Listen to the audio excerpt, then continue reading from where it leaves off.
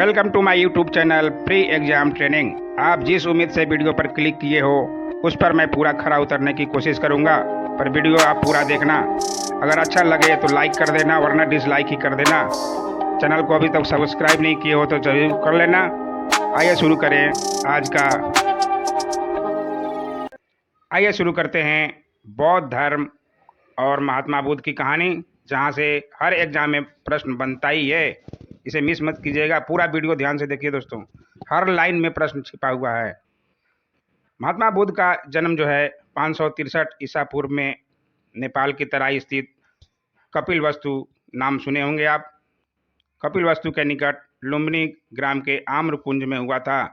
Lumbini one कहा जाता है क्योंकि उनकी माता मायके जा रही थी। मायके जाने के दौरान लुम्बिनी वन में उनको पीड़ा हुई और वहीं पे महात्मा बुद्ध का जन्म हुआ। महात्मा बुद्ध के जन्म के 7वें दिन जो है उनकी माता महामाया का देहांत हो जाता है। उसके बाद उनका पालन पोषण उनकी मौसी महाप्रजापति गौतमी ने किया था। इसे आप ध्यान रखिएगा। महात्मा बुद्ध की जीवनी पे हर एग्जाम में प्रश्न बनना ही है और बनता भी है दोस्तों, इसलिए पूरा वीडियो जरूर आराम से देखिए, आप नोट करते हुए चलेंगे। महात्मा बुद्ध 3 प्रमुख नामों से जाने जाते थे। पहला है बुद्ध, दूसरा है तथागत और तीसरा है शक्य मुनि। इसे आप नोट कर सकते हैं। महात्मा बुद्ध जो है बचपन से ही अकेलापन पसंद करते थे। हमेशा अकेले में बैठना उनको ज़्यादा पसंद था। अकेले में बैठकर चिंतन करना ही उनकी आदत बन गया था। ऐसे ही वो अकेले में बैठे हुए थे और चिंता कर रहे थे, तभी वो 4 पुरुष को देखते हैं। एक वृद्ध पुरुष, एक शव देखते हैं और एक बीमार व्यक्ति को देखते हैं, और चौथा जब सन्यासी को देखते हैं तब उनका दिमाग जो है ठनकता है और घर से निकलते हैं। ये कहानी शायद आप सुन चुके होंगे या जानते होंगे। अकेले रहने के कारण उनके पिताजी जो है बहुत चिंता में रहते थे, इसलिए उनका विवाह 16 वर्ष की आयु में ही कर दिया गया।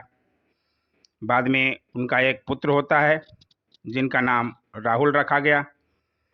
महात्मा बुद्ध का ये बचपन का नाम आप सबको पता होगा, सिद्धार्थ। इसे भी आप ध्यान रखेंगे। 29 वर्ष की आयु में महात्मा बुद्ध को वैराग उत्पन्न हो गया जब वो 4 व्यक्तियों को देखते हैं, जिसमें से चौथा व्यक्ति सन्यासी को देखने के बाद उनका वैराग जीवन का मन करने लगा और वो घर से निकल गए। उन्होंने घर त्याग दिया। गृह त्याग की यह घटना जो है महाभिनिष्क्रमण कहलाती है। इसे अब ध्यान रखेंगे। महात्मा बुद्ध ज्ञान की खोज में 6 वर्ष तक इधर उधर भटकते रहे। इसी दौरान उनकी मुलाकात अलार कलाम जो हैं उनके गुरु हैं, ये ध्यान रखिएगा, अलार कलाम और रुद्रक से होती है, जिसे आप नोट कर सकते हैं। उनके गुरु हैं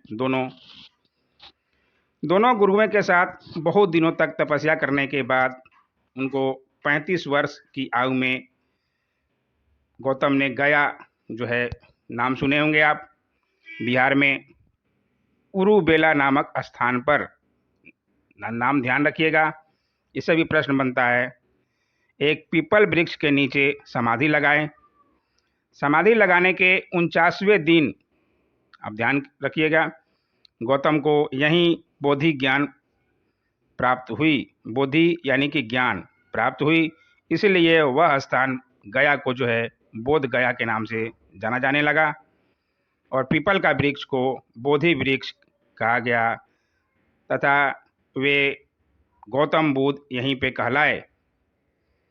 आप ध्यान रखिएगा, सिद्धार्थ गौतम बुद्ध कैसे बने इसकी पूरी कहानी मैं बता चुका, आप ध्यान रखिएगा। महात्मा बुद्ध ने अपना पहला उपदेश आप सबको पिछले वीडियो में भी बता चुका हूँगा, सारनाथ में दिए थे। इसे ही धर्म चक्र परिवर्तन कहा गया। आप ध्यान रखिएगा, यह अधिकतर सवाल पूछा जाता है बार बार। महानिष्क्रमण, धर्म चक्र परिवर्तन, ये सब आपको ध्यान रखना पड़ेगा। धीरे धीरे बौद्ध धर्म का विस्तार पूरे भारत सहित पूरे विश्व में हो गया और 80 साल की उम्र में उनकी मृत्यु 483 ईसा पूर्व में कुशीनगर, जो कि उत्तर प्रदेश में पड़ता है, में वहाँ हुई। बौद्ध परंपरा में इसे महापरिनिर्वाण के नाम से जाना जाता है। इसे भी आप ध्यान रखिएगा, उनके मृत्यु को जो है महापरिनिर्वाण कहा जाता है। 3 बातें आप जरूर ध्यान रखिएगा: महानिष्क्रमण, धर्मचक्र परिवर्तन और महापरिनिर्वाण। क्यों कहा जाता है, किस लिए कहा जाता है, इस पे प्रश्न बनता है, आप जरूर ध्यान रखेंगे दोस्तों। बौद्ध साहित्य और परीक्षा उपयोगी तथ्य देख लेते हैं, जो अधिकतर एग्जाम में पूछा ही जाता है। बौद्ध साहित्य मुख्यतः त्रिपिटकों में समाहित था। बौद्ध धर्म का प्रसिद्ध ग्रंथ त्रिपिटक बोला जाता है, जो अधिकतर एग्जाम में आपको देखने को मिल जाएगा। आप ध्यान रखिएगा, बौद्ध धर्म का प्रसिद्ध ग्रंथ त्रिपिटक बोला जाता है। उसमें जो है 3 पिटक होते हैं। पहला है सुत्त पिटक, दूसरा है विनय पिटक और तीसरा है अभिधम्म पिटक। ये आप ध्यान रखिएगा। सुत्त पिटक का मतलब होता है उसमें बुद्ध के उपदेश का संग्रह है। विनय पिटक में संघ के नियमों का संग्रह है और अभिधम्म पिटक में बुद्ध के दार्शनिक विचार हैं। आप ध्यान रखिएगा, ये आप नोट कर सकते हैं। ऐसा वीडियो है जिसमें आपको पूरी जानकारी अच्छे तरह से दी गई है। आप पूरा वीडियो देखिएगा तो कभी भी आप मिस मत कीजिएगा क्वेश्चन। त्रिपिटक जो है पाली भाषा में रचित है, ये भी प्रश्न बनता है। और जातक कथा जो है, बौद्ध की जातक कथा को बुद्ध के पुनर्जन्म की कथा को जातक कथा कहा जाता है। ध्यान रखिएगा। बुद्ध चरित और सौंदरानंद जो है अश्वघोष की रचना है। ये भी एग्जाम में पूछा जाता है। बुद्ध चरित ज़्यादा पूछा जाता है, आप ध्यान रखिएगा। अश्वघोष की रचना है। मिलिंदे पन्हो जो है नागसेन की रचना है। लाइट ऑफ एशिया जो है एडविन आर्नोल्ड की रचना है। बौद्धों के पूजा घर को चैत, बौद्धों के शव रखने की जगह को स्तूप और बौद्धों के निवास स्थान को विहार कहते हैं। जो अपना बिहार जो है उस समय पेट फटा हुआ नहीं था, बीच में पेट फट गया तो बिहार हो गया, जो हम लोग निवास कर रहे हैं बिहार में। इसका अधिकतर एग्जाम में क्वेश्चन बनता ही है, इसलिए ध्यान रखिएगा। बौद्धों के रहने की जगह को विहार कहते थे।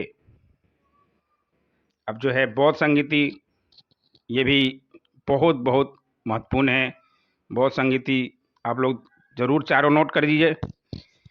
उसके अध्यक्ष, उसके उपाध्यक्ष, उसके राजा उस समय के कौन थे, कब हुआ था, कहाँ हुआ था, ये सब प्रश्न बनता ही है। पहला जो है 483 ईसा पूर्व में राजगिरी में हुआ था।